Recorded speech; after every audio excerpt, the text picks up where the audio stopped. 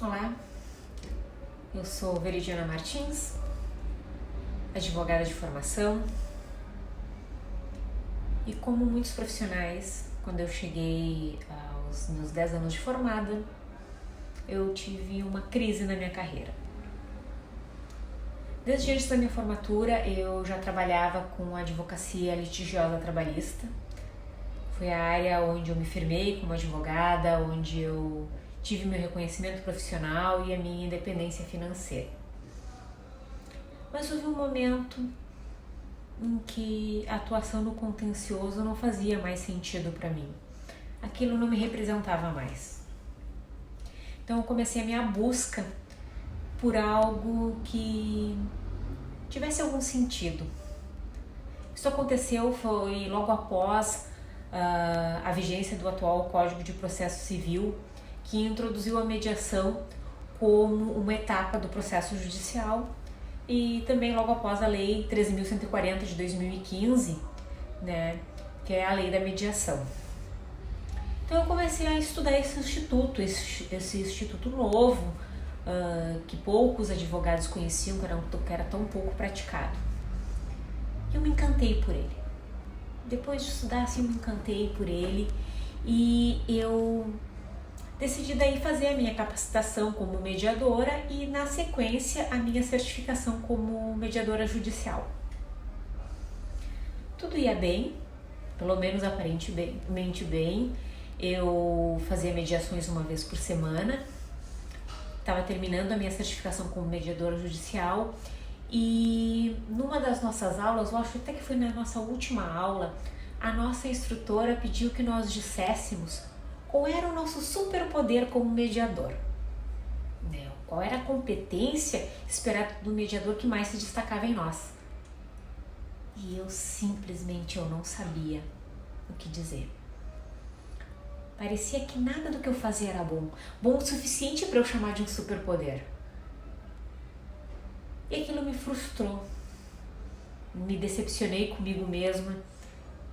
Eu fiquei naquela situação, eu não queria continuar com a advocacia litigiosa, eu queria mediação, mas eu não era boa o suficiente para mediação.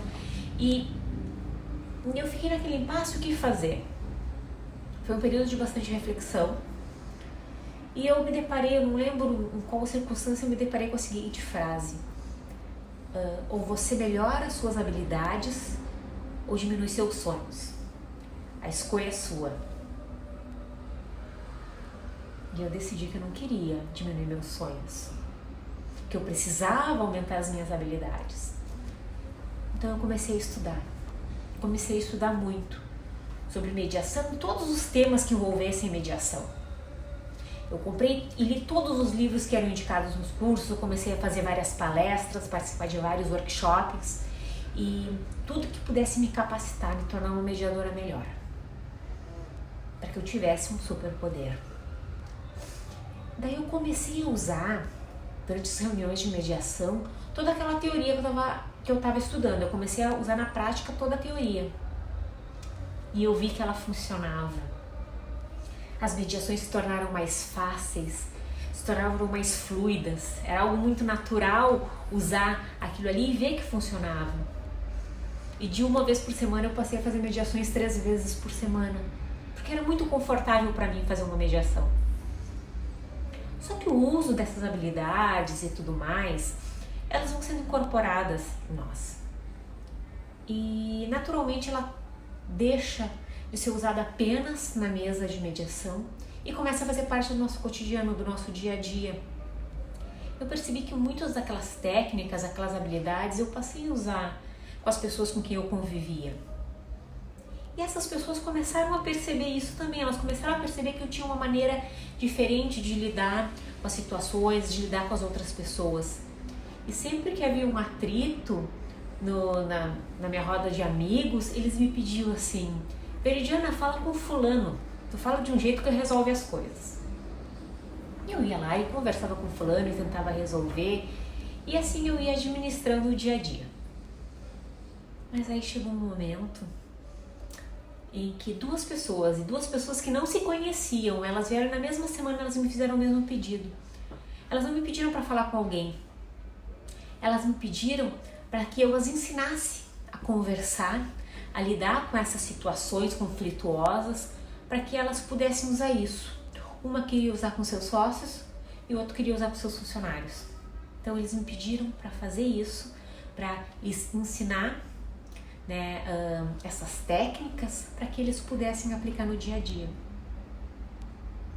E foi aí que eu percebi que tudo aquilo que nós estudamos na mediação, todas essas habilidades comunicativas e tudo mais, eles não precisam ficar restritos a uma mesa de mediação. Eles podem ser aplicados no dia a dia com treinamento e tornar a nossa vida mais tranquila. Foi aí que eu resolvi fundar o Instituto Juriti, né, para fazer, né, esse trabalho.